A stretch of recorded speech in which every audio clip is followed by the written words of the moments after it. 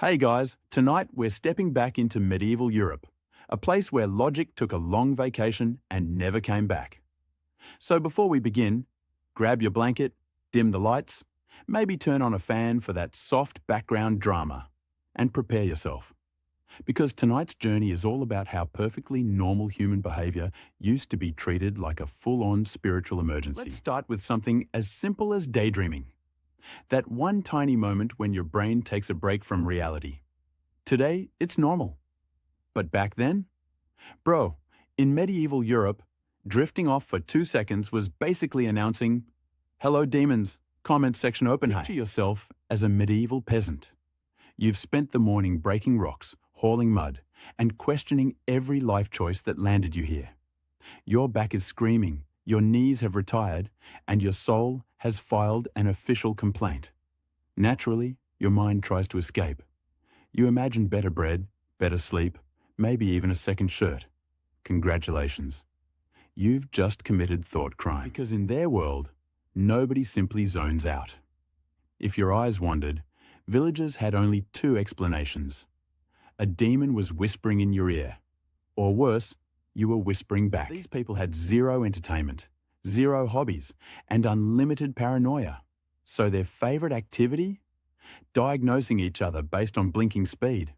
You blinked slowly, possessed, too fast, also possessed. Blink normally, suspiciously normal. Then came the priests, the original jump scares of medieval Europe. The moment you paused mid-task, Father Gregory entered the scene like a horror movie cameo. Child, what enters your thoughts? Sir, nothing. Literally nothing. The only thing entering my thoughts right now is fear. Thanks. Talking to yourself? Bro, forget it. Today it means you're creative, processing, thinking. But in medieval Europe, talking to yourself was like sending an open invitation to every demon in the area. A farmer muttering, "Where did I leave the spoon?" would instantly be interpreted as, "Oh mighty dark spirit, guide my hand." Next thing you know, he's surrounded by priests shaking holy water like they're seasoning him for dinner. Shepherds, woodcutters, loners, they had it even worse. If anyone saw you alone on a hill talking to yourself, they didn't assume boredom. They assumed you were being mentored by goat-shaped demons. Even the sheep judged you. Rumors spread faster than medieval plagues. One person says you were humming weirdly, and suddenly the whole village believes you were reciting forbidden forest poetry taught by invisible spirits. And then we arrive at the biggest medieval crime, laughing alone. Today, you laugh at memes, at your own thoughts, at your life. Back then, laughing without an audience was basically demon-coded behavior. Imagine a cold, muddy street. Everyone exhausted, everyone questioning existence. And suddenly, someone giggles softly because they remembered something funny. Immediately, villagers freeze like goats caught in headlights. Why is he laughing? Who told him the joke? And why weren't we invited? If it happened at night, people didn't walk away. They ran. Midnight laughter equals confirmed demonic stand-up comedy show. Crying without reason. Forget emotional nuance. If a single tear escaped your eye, people reacted like your soul had sprung a leak. A monk drops his bread. A fishmonger stops mid-gutting. Dramatic auntie faints for the 6th time that week.